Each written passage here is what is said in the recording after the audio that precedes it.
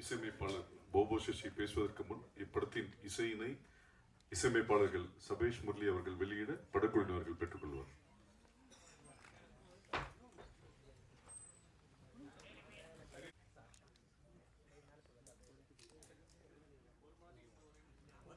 Okay. ஜெரிக்கு எனக்கு மிக நன்றி. ஜெரி எனக்கு சின்ன வயசுலேருந்து தெரியும். பிகாஸ் ஜெரி ஃபாதரும் நானும் ரொம்ப க்ளோஸ் ஃப்ரெண்ட்ஸு. அப்படி இந்த த்ரில்லர் படத்தில் நான் நடிச்சதே ஒரு த்ரில்லிங் தான். அப்படி தான் இருந்தது எனக்கு. அதனால் எனக்கு பெருசாக சொல்கிறதுக்கு எதுவும் இல்லை. Thank you for the golden opportunity given to me. Definitely the movie will hit. கண்டிப்பாக நல்லபடியான ஒரு ரிசல்ட் கண்டிப்பாக வரும்ன்றது எல்லாருடைய ப்ரேயர்ஸும். Thank you so much. நன்றி. அடுத்ததாக மாஸ்டர் ஸ்ரீ சுமந்த்.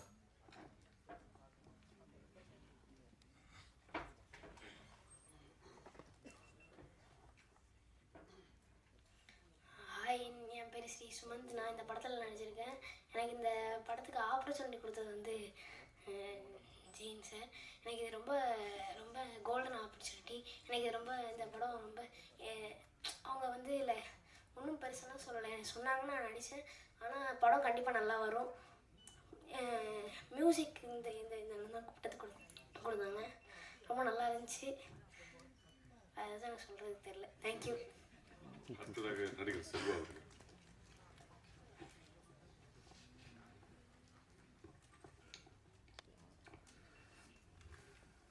எல்லா புகழும் இறைவனுக்கு. ஃபஸ்ட்டு இங்கே வந்திருக்கோம் எல்லாருக்கும் வணக்கம். எனக்கு இந்த படத்தில் வாய்ப்பு கொடுத்த நம்ம அண்ணனுக்கு வந்து நன்றியை சொல்லிக்கிறேன். நான் இது வரைக்கும் இப்படி பேசினதில்லை, அதனால் என்ன பேசுறதுன்னு எனக்கே தெரியலை. படத்துக்கு எல்லோரும் சப்போர்ட் பண்ணுங்கள். நன்றி. நன்றி. அடுத்ததாக ஆஷிக்.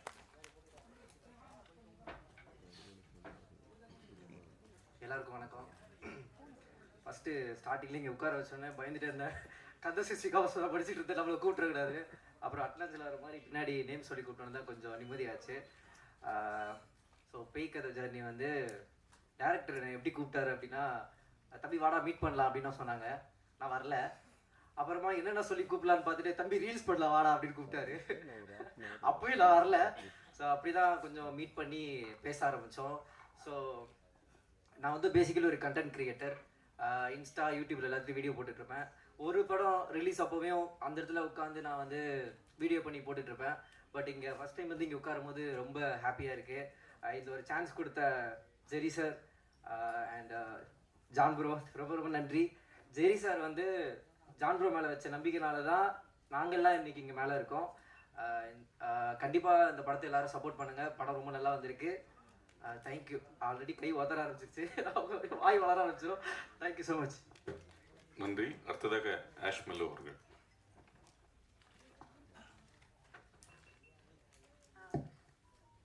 ஹாய் ஹலோ, என் பேர் வந்துட்டு ஆஷ் மெல்லோ. ஸோ பேசிக்லி நான் வந்துட்டு ஒரு Kannada industry actor. Duniya Vijay sir கூட ஃபர்ஸ்ட் மூவி கன்னடாவில் பண்ணி, அதுக்கப்புறம் this is the first movie that I'm doing in Tamil.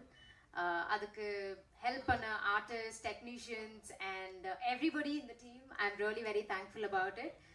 சொல்லப்போனால் Jean sir and boss who is Jerry sir, I'm really happy and blessed to work in this movie, and also my co-actors, that is Ashik and GV. So such good company. Ipo kuda nenchu paatha kuda, you know, it is like ivlo seekro shooting mudinjada, why did even that shooting get over so soon in irukom, because such a fun team, such a loving team, such a supporting team in sollala. Especially Ram, Kadir bro, bro Moses bro, Praveen bro especially, ரொம்ப supportive-ஆ, he taught us எப்படி act பண்ணணும், இல்லைனா எப்படி how you supposed to do, என்ன kind of emotions வெளியே வரணும்னு சொல்லி they supported a lot. I am really very thankful about it. And also 29th இந்த மூவி ரிலீஸ் ஆகுது. ஸோ ஹோல் ஃபேமிலி கூட உட்காந்து பார்க்கலாம் நீங்கள் அப்படின்னு சொல்லி தேங்க்யூ. தேங்க்யூ. அடுத்ததாக எலிசபெத் அவர்கள்.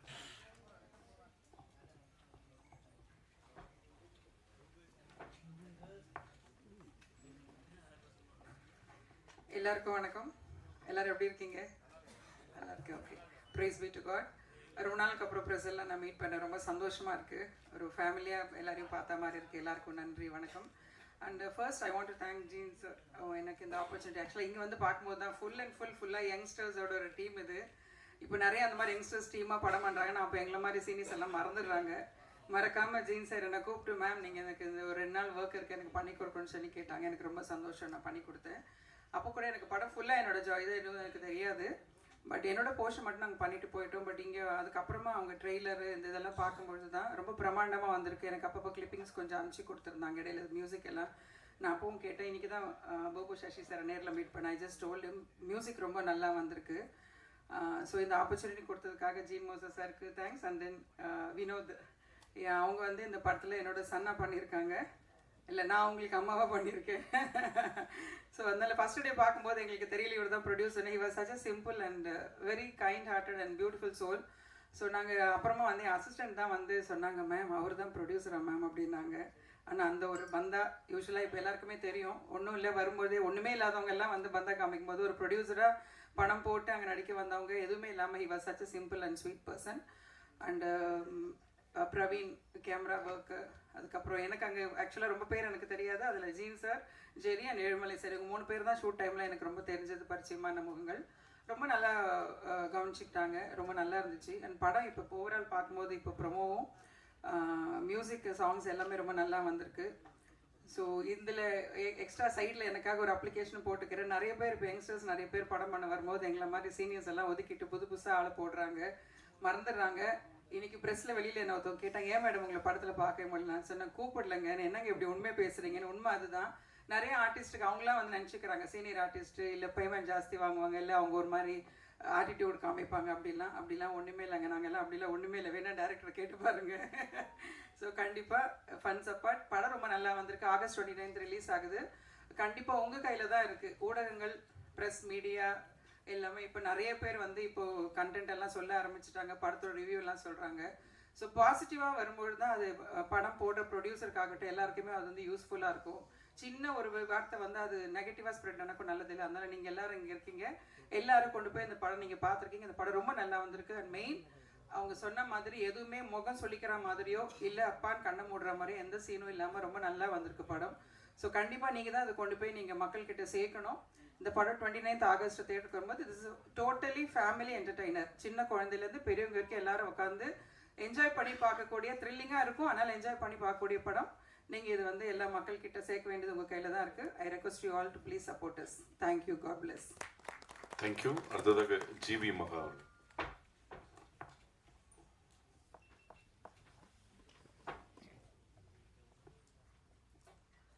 எல்லாருக்கும் வணக்கம். ஆக்சுவலி இதுதான் என்னோட டெபியூ மூவி. பேய் கதை என்னோட டெபியூ மூவியாக அமையறதுக்கு காரணம் முழுக்க ஜீன் மோசஸ் ப்ரோ. ஆக்சுவலி அவர் வந்து ஒரு டைரக்டராக பார்க்கறதுக்கு முன்னாடி அவர் வந்து என்னோட ஃப்ரெண்ட், ஒரு வெல்விஷர், என்னோட அண்ணா மாதிரி.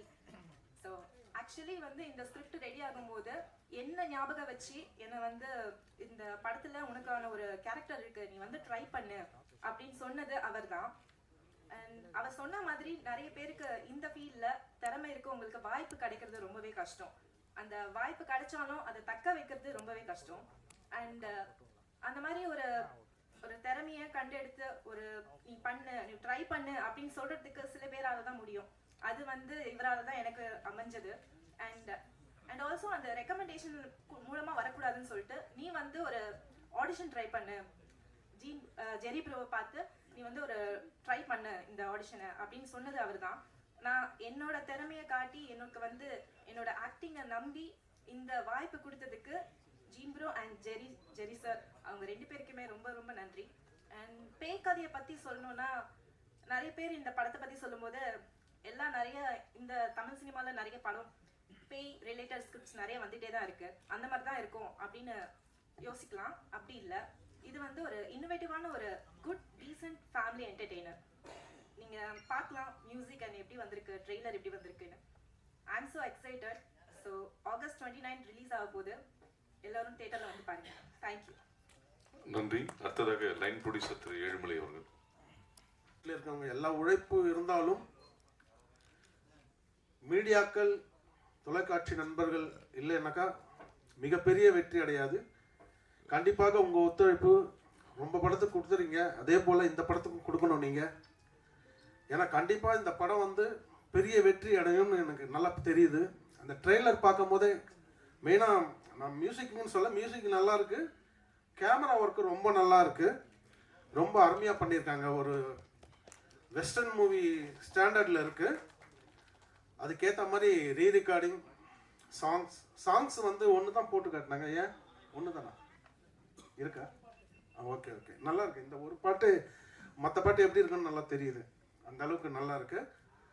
அதே மாதிரி இயக்குனர் ஜான் மோசஸ் வந்து எனக்கு குழந்தையிலேருந்து பார்த்துட்டு இருக்கேன். எங்கள் வீட்டில் தான், அதாவது அவங்க வீட்டை விட எங்கள் வீட்டில் தான் ரொம்ப நாளாக இருந்திருக்கார் சசி கூட. அடிக்கடிக்கு பார்ப்பேன், மேலேருந்து 2 பேரும் வருவாங்க, ஏதாவது ஒன்று பண்ணிக்கிட்டே இருப்பாங்க. அந்த சின்ன வயசுலேருந்து 2 பேருமே அந்த கீபோர்டில் வச்சு ஏதாவது கம்போஸ் பண்ணிவிட்டு ஏதாவது ஒன்று பண்ணிகிட்டே இருப்பாங்க. அதுதான் இன்றைக்கி வந்து திரையில் வந்து ஜொலிக்கிறாங்க இவங்க. கண்டிப்பாக இதில் ஒர்க் பண்ண டெக்னீஷியன்ஸ் எல்லோருக்குமே எங்களது வாழ்த்துக்கள். உங்களது ஒத்துழைப்பு கண்டிப்பாக இருக்கணும் என்று வேண்டிக் கொள்கிறேன். நன்றி, வணக்கம். அதே போல் ஒரு படம் ஒரு பெரிய படம்னு தெரிஞ்சுக்கிறதுக்கு ஒரே ஒரு காரணம், அங்கே நிக்கில் இருப்பார் எங்கள் நண்பர். அது கண்டிப்பாக அது ஒரு பெரிய படம், ஒரு பெரிய கம்பெனி, பெருசாக வரக்கூடிய ஒரு கம்பெனி தான். அவருக்கும் இந்த நேரத்திலே நன்றி தெரிவித்துக் கொள்கிறேன். அடுத்ததாக நாயகன் வினோத் அவர்கள்.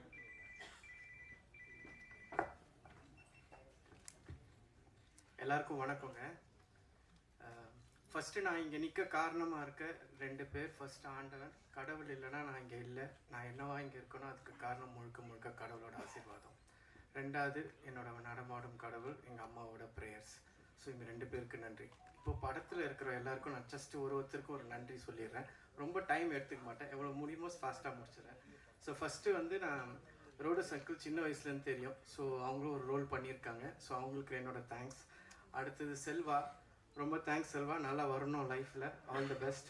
அடுத்தது ஆஷ்மெலோ, நல்ல ஒரு டிஃப்ரெண்ட்டான ரோல் பண்ணியிருக்காங்க. So thank you Ash for everything. அடுத்தது ஆஷிக், ஒரு காமெடியான ஒரு டிஃப்ரெண்ட்டான ஒரு ஜோனர் பண்ணியிருக்கான். So thank you Ashiq. அப்புறம் கதை எழுதின நவீன், நல்லா பண்ணியிருக்கீங்க Naveen, thanks. So thanks a lot உங்களுக்கு. அடுத்தது ஜிவி, ஒரு நல்ல ஒரு ரோல் பண்ணியிருக்கீங்க GV, all the best. Plus madam Elizabeth ma'am, thank you, thanks for everything. அப்புறம் லிரிசிஸ்ட் யோகி, தேங்க்யூ யோகின், நல்லா பண்ணியிருக்கீங்க, சாங்ஸ்லாம் நல்லாயிருக்கு. ஸோ அடுத்தது டெக்னிக்கல் டீமுக்கு வந்துடுறேன். எடிட்டர் ரோஷன் எனக்கு ரொம்ப நல்லா தெரியும் பிரதரை. ஸோ தேங்க்யூ ரோஷன், நல்லா பண்ணியிருக்கீங்க. ஸோ ஹோப்ஃபுல்லி நல்லா வரும்னு நினைக்கிறேன். அடுத்தது பிரவீன், கேமரான்னு எல்லோரும் சொன்னீங்க, நல்லா பண்ணியிருக்காங்க பிரவீன். ஸோ பார்ப்போம், காட்ஸ் கிரேஸ். அடுத்தது நம்மளோட மாஸ்டர் சார், மீன் நம்மளோட ஸ்டண்ட் மாஸ்டர், தேங்க்யூ சார், நல்லா பண்ணியிருக்கீங்க மாஸ்டர். ஸோ உங்களுக்கும் என்னோட நன்றி. அதுக்கப்புறமா இந்த டிஜிட்டல் பண்ணுற யோகி அவர் வந்திருக்காரு, அவருக்கும் ரொம்ப தேங்க்ஸ். அதுக்கப்புறம் மிஸ்டர் பிரேம், இவங்க 2 பேர் தான் பண்ணுறாங்க இந்த டிஜிட்டல் மார்க்கெட்டிங். ஸோ அவங்க 2 பேருக்கு என்னோட பெரிய நன்றிகள். அப்புறமா நெக்ஸ்ட்டு மியூசிக் பார்த்திங்கன்னா சசி பிரதர், நல்லா பண்ணியிருக்கீங்க, ரொம்ப சூப்பராக இருக்குது. அனிமேல் நம்ம ட்ராவல் பண்ணுவோன்னு ஆசைப்பட்றேன், சரியா? So thank you.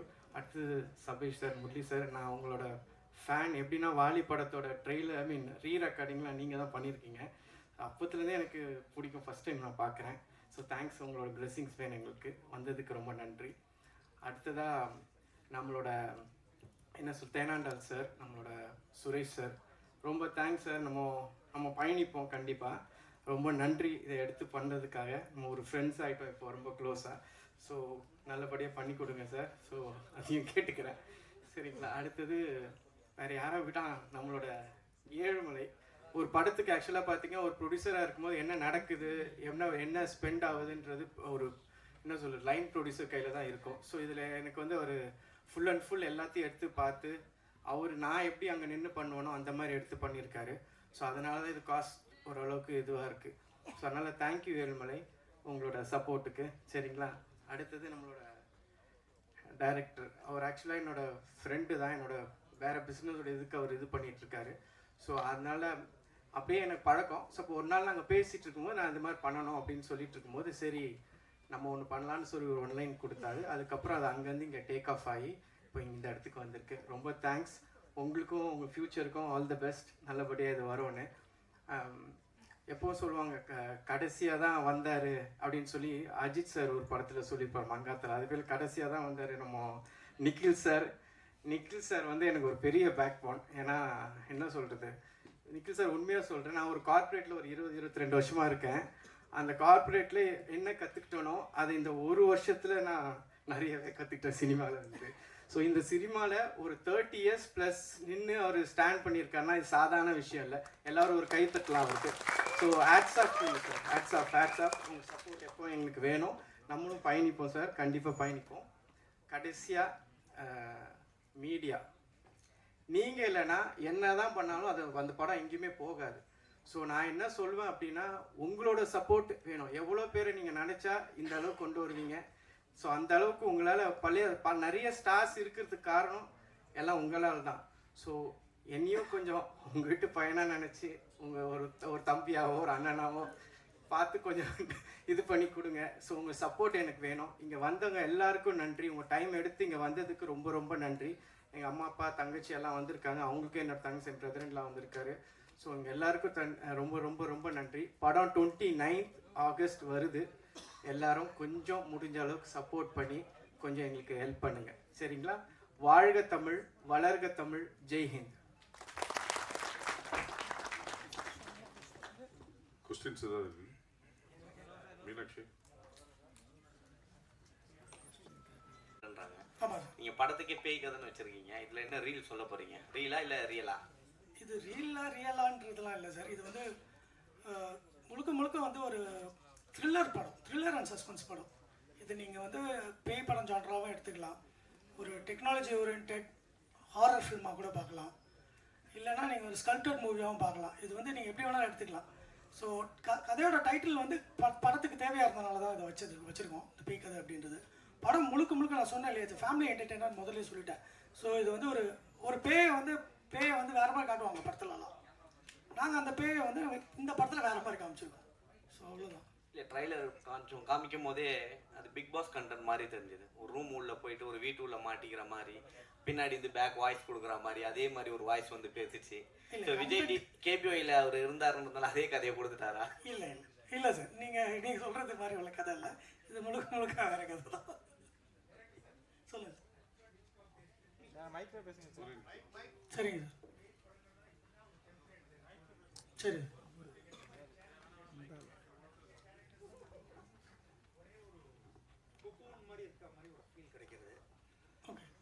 அதாவது வந்து இதில் வந்து படத்தில் வந்து நாங்கள் முதல்ல ஸ்கிரிப்ட் பண்ணும்போது ஆரம்பிக்கும் போதே வந்து ஒரு பேய் படம் அப்படின்ற ஒரு ஃபோக்கஸ்லேயே படத்தை நாங்கள் எழுதலை. ஸ்கிரிப்டிங் உட்காரும் போது டைலாக்ஸ்லாம் உட்காந்து நாங்கள் எழுதும் போதே வந்து இது ஒரு பேய் படம், பேயை வச்சுலாம் தான் பண்ண போகிறோம் அப்படின்ற மாதிரி ஒரு பாயிண்ட்டுக்கு நாங்கள் கதையை எழுதலை. ஹாரர் ஒரே ஒரு செக்மெண்ட் தான் ஹாரரா, இல்லைன்னா வந்து ஃபீல்காக கொடுத்துருக்கீங்களா? அது ஒரு ஃபீல்காக வர இதான் சார், உள்ள எலிமெண்ட் தான். இது வந்து படம் ஃபுல்லாகவே நீங்கள் வந்து ஸ்கோபிஃபைடாக எடுத்துக்கலாம். அதாவது எப்படின்னா படம் ஃபோக்கஸ் வந்து உங்களுக்கு ஃபுல்லாகவே த்ரில்லிங்காக தான் இருக்கும். நீங்கள் பார்க்கும்போது படத்தோட ஸ்டார்டிங்லேருந்து எண்டு போர்ஷன் வரைக்குமே த்ரில்லிங்காக தான் இருக்கும். பட் அதுக்குள்ளே என்ன எலிமெண்ட் இருக்குன்றதை நீங்கள் படத்தில் பார்த்தீங்கன்னா தான் உங்களுக்கு தெரியும். சார், ஏதாவது காம்ப்ரமைஸ் பண்ண வேண்டியது சில எல்லா ஆடியன்ஸும் கேட்டர் பண்ண வேண்டியது, எங்கேயாவது ஒரு பிட் லூப் ஹோல்ஸ் ஏதாவது செட்ரேட் பண்ண வேண்டியிருந்தா? சார் கண்டிப்பாக சார், ஏன்னா காம்ப்ரமைஸ் இருக்கும். அதாவது வந்து பட் ஆனால் அது வந்து எப்படி நம்ம அந்த காம்ப்ரமைஸை எப்படி நம்ம ஃபுல்ஃபில் பண்ணுறோன்னு ஒன்று இருக்கு இல்லையா. எல்லா இதுலேயுமே காம்ப்ரமைஸ் இருக்கும். நீங்கள் எல்லா செக்மெண்ட்ஸில் போகும்போது நம்ம ஒன்று யோசிக்கும் போது அந்த இடத்துல ஒரு மைனர் காம்ப்ரமைஸ் இருக்கும். பட் அதை நான் ஃபுல்ஃபில் பண்ணியிருக்கேன் இந்த படத்தில். என்ன தான் அது காம்ப்ரமைஸாக இருந்தாலும் அதை எப்படி அதை கரெக்டாக கொண்டு வரணுன்றதை ஜஸ்டிஃபை பண்ணியிருக்கேன். ஃபார் எக்ஸாம்பிள், இப்போ நாங்கள் நிறைய படங்கள் அனிமேஷன் போர்ஷன்ஸ்லாம் வந்து அனிமேஷனை வேறு மாதிரி ஒரு பாயிண்ட் ஆஃப் வியூவில் தான் இருக்கும். அதாவது ரொம்ப பிரம்மாண்டம், ரொம்ப அனிமேஷன்னாலே அப்படி தான் பார்க்குறோம் இல்லையா, பிரம்மாண்டம், அதில் நிறைய வருஷம் ஒர்க் பண்ணுறாங்க, அதோட போர்ட்ரேஷன்ஸ் வேறு மாதிரி இருக்குது. நாங்கள் வந்து விஆர் டெக்னாலஜி, இப்போ குழந்தைங்களாம் விஆர் போட்டுட்டு விளையாடுறாங்க இல்லையா, சும்மா கண்ணில் மாட்டிப்பாங்க, அவங்க போவாங்க, திடீர்னு பார்த்தா டம்மால் விழுகிற மாதிரி அவங்க நடிச்சுப்பாங்க. ஏன்னா உள்ளே நடக்கிறது என்னன்னு தெரியாது, பட் உள்ளே வந்து அவங்க விஷுவலைஸ் பண்ணிக்கிறாங்க. அந்த விஷுவலைஸ் எஃபெக்ட்ஸை கொஞ்சம் இதில் யூஸ் பண்ணியிருக்கோம். ஸோ இந்த மாதிரி ஏரியாஸில் கொஞ்சம் சில ஏரியாங்களை நாங்கள் காம்ப்ரமைஸ் பண்ண வேண்டியது இல்லை. ஆனால் டெக்னாலஜி ஓரியன்டாக போகும்போது, இப்போ அன்ரியல் இன்ஜின் அந்த மாதிரி டெக்னாலஜிலாம் போகும்போது அதில் சில விஷயம் காம்ப்ரமைஸ் பண்ண வேண்டியது. பட் அதை நாங்கள் ஃபுல்ஃபில் பண்ணிட்டோம். ஏன்னா கதைக்குள்ளே வரும்போது அதை நாங்கள் ஃபுல்ஃபில் பண்ணிட்டோம். Thank you sir. சபேஷ் சார், நீங்கள் தேவா சார் ஃபேமிலிலேருந்து வந்திருக்கீங்க, தம்பி வந்து வந்திருக்காரு ஸ்ரீகாந்த் தேவா. எங்களுக்கு ஒரு ஆதங்கம் இருக்கு. நானும் ஒரு படத்துக்கு மேல தேவா சார் இசையமைத்திருக்காரு. ஆமா, நிறைய மக்கள் ரீச் ஆயிருக்காரு. ஸ்ரீகாந்த் தேவா சார் கூட அந்த கருவறை படத்துக்கு தேசிய விருது வாங்கியிருக்காரு. தேவா சாருக்கு தேசிய விருது கிடைக்கல. அதை பத்தி என்ன நினைக்கிறீங்க? கஷ்டமாக தான் இருக்கு. ஆமாம், எவ்வளோ நல்ல படங்கள்லாம் பண்ணியிருக்காரு, நல்ல பாடல்கள்லாம் கொடுத்துருக்காரு. எல்லாருக்கும் என்ன சொல்லுவீங்க, தேவைன்னா கானான்னுவீங்க. அது கிடையாது. ஒரு படத்தில் ஒரு பாட்டு இருக்கும் அந்த மாதிரி. ஆனால் மற்ற 5 பாட்டும் மெலடி சாங் இருக்கும். அதை நீங்கள் கேட்டிருக்கலாம். ஆனால் ஒரு அது என்னமோ தெரியல, அவருக்கு இதுக்கு கிடைச்சிருக்க வேண்டியது. அந்த என்ன படம் அது, நல்லம் நல்லா அறியாமல், காதல் கோட்டைக்கு கிடைச்சிருக்கணும்.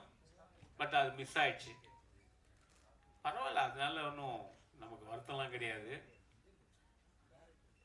தேவா வாங்கினா அண்ணன் வாங்கலன்னா இந்த பையன் வாங்கிட்டார் இல்லையா, அது போதாதான் நமக்கு இல்லையா?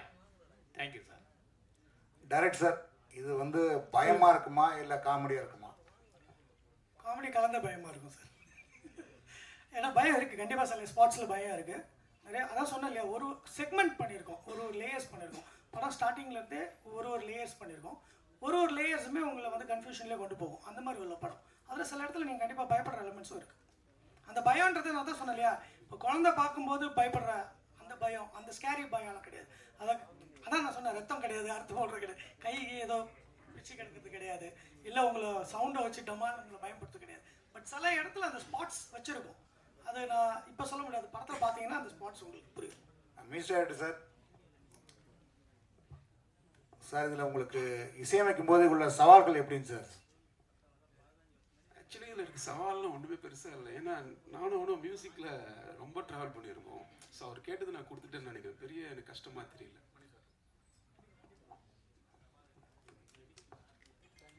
டேரக்டர் சார், ஒவ்வொரு முறை பேசும்போதும் 2-3 பேர் பேசும்போது குடும்ப கதை அப்படின்னு சொல்லிட்டு சொன்னீங்க. பட் பேய் கதைன்னு எதுக்கு டைட்டில் வச்சுங்க? இப்போ குடும்ப கதை வேறு எதனா டைட்டில் வச்சுருந்தீங்களா?